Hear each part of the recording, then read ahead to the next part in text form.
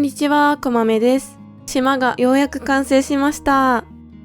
完成を楽しみに待ってくださっていた皆様、大変長らくお待たせいたしました。今回の島は白を基調としたヨーロッパ風の街並みをテーマに作っています。早速ですが、夢番地がこちらです。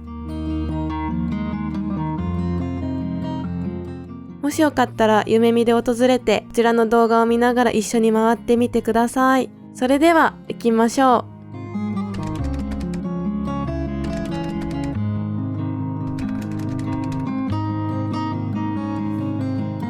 まず案内所のすぐ下にはロータリーがあります。インスタグラムで海外の方がロータリーを作られているのを見て、一目惚れして私なりにアレンジして作ってみました。案内所前ということもあって、普段は住民さんがよくベンチやヤシの木の下に座ってくれるので、その度に癒されています。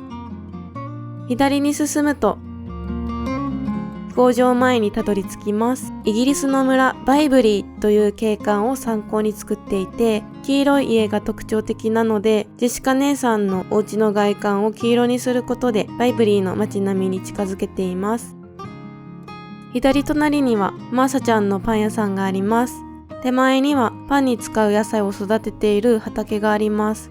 私はいろんなパン屋さんを巡るくらいパンが好きで、あつ森のパンの再現度が高すぎてどれも美味しそうすぎるので、マーシャちゃんのパン屋さんに来るたびに現実世界でも食べたくなります。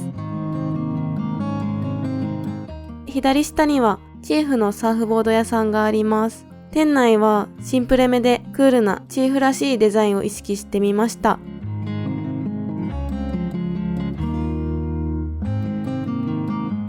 砂浜に行くと、さだ波を聞きながらまったりできるエステサロンがあります。埴輪とあずま屋が味を出しててお気に入りです。サーフボード屋さんの後ろはお食事するブースがあります。オレンジの木やジャム、野菜バスケットのオレンジを差し色として入れてみました。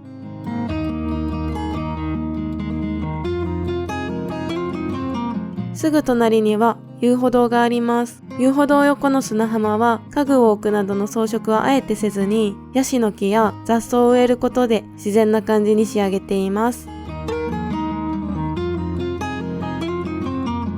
上に進むと、シンボルツリーのヤシの木が特徴の丸池があります。蝶々がよく集まってくれるので、気づいたら神秘的な空間になっていて癒されます。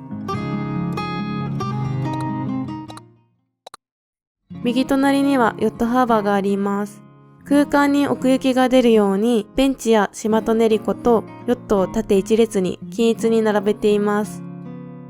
斜めからの構図もお気に入りです。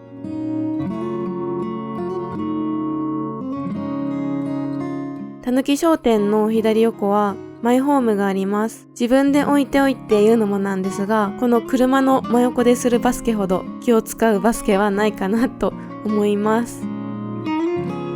たぬき商店から北に進むとくつろげるスペースがあります。椅子の上に座った時にリアルな感じが出せるかなと思い、モロッカンなトイテーブルの上にタピオカを置いています。さらに北に進むとキャンプサイトがあります。背景の海を生かしたレイアウトになっていて、とてもお気に入りのエリアです。島に遊びに来た動物に綺麗な景色を見ながらまったり過ごしてほしいという気持ちを込めて高台に作ってあります。手前は釣り堀になっていて、こちらもキャンプサイトに遊びに来た動物に楽しんでほしいという気持ちを込めて作りました。キャンプサイトに動物がレンタカーに乗ってやってきたという設定です。そして海沿いにちょっとしたくつろげるスポットがあります。キャンプサイトの右側には自動販売機があって、その先には船乗り場があります。こちらの動画の時から修正してこの形で落ち着きました。駐輪場の前を右に進んでいきます。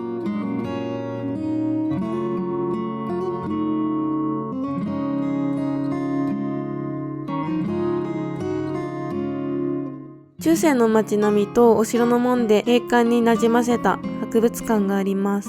階段を登ると常吉ビーチを見晴らせるブースがあって、普靴屋さんとカフェが入った2階建ての建物があります。全部で17個の横長の展示台を使っています。左側に設置しているはしごで2階に登れます。2階らしさを出すために室外機や洗濯物を置いてます。この島では2つ目のロータリーです。奥の方には結婚式場があって、手前の車はゲストを送迎しているイメージで置いてみました。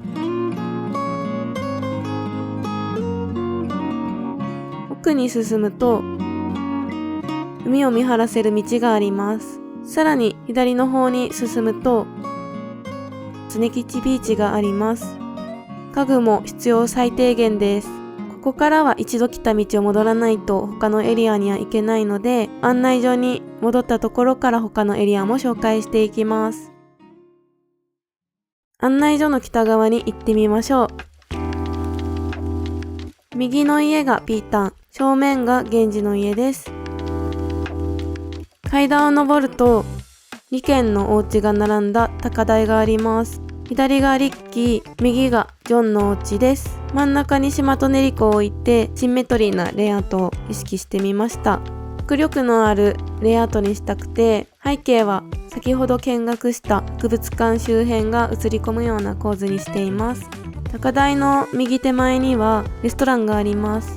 お城の門の向こう側に石造りのキッチンをちら見せさせることでレストラン感が出るかなと思いそうしています。その右隣は道になっていて、突き当たりは行き止まりになっています。次に案内所から向かって右側のエリアを紹介していきます。2軒の家の間に木を植えるか川を作るかの2択で悩んだんですが、川の方が青が生えて綺麗だったので川にしました。左がジャック、右がシュバルツのお家です。上に進むと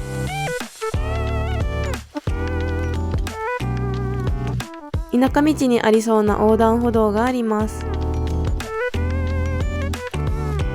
先ほどのこちらのエリアからも横断歩道がちょうど見える構図にしています。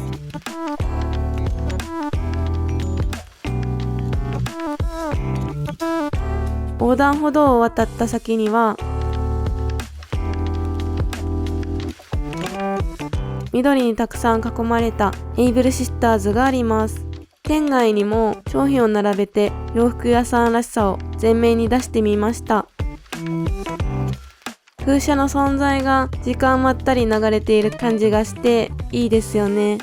右側にはレストランがあります。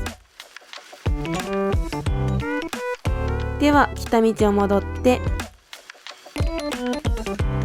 右に行きます。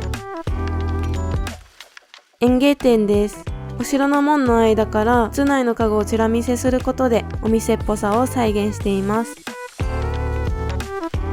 園芸店の手前は公園になっていて、画角にちょうど収まるくらいのサイズ感にしています。斜めにした時に左下にシュバルツのお家が映り込む感じが気に入っています。公園のすぐ右隣は小さなヨットハーバーがあります。斜めにした時に砂浜のところが寂しかったので、海の前で座を敷いてアヒルさんを泳がせてみました。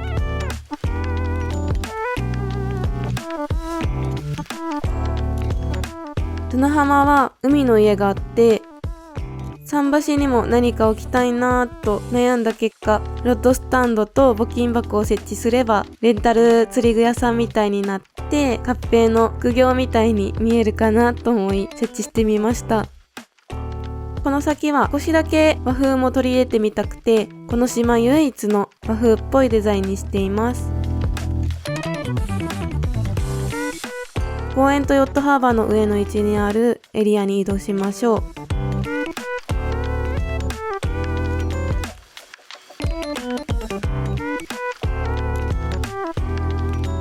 ギリシャのサントリーニ島を参考にしていて、サントリーニ島は白に青を基調とした街並みなので、青の屋根が特徴のデザート屋さんを作ってみたり、青の水面が特徴のプールを置いてみたり、観光スポットらしくなるように、島の出っ張った部分の岬には望遠鏡を置いて展望台を作ってみたり、カフェを作ってみたりしました。背面に見えるのが結婚式場のロータリーのエリアになります。左のスロープは先ほどのエイブルシスターズにつながっています。これで島の紹介は全てになります。たくさんの方が遊びに来てくれることを楽しみにしています。次の新しい島も現在いろいろ考えている途中なので、楽しみに待っていてください。ここまでご視聴いただきありがとうございました。それではまた次回の動画でお会いしましょう。またねー。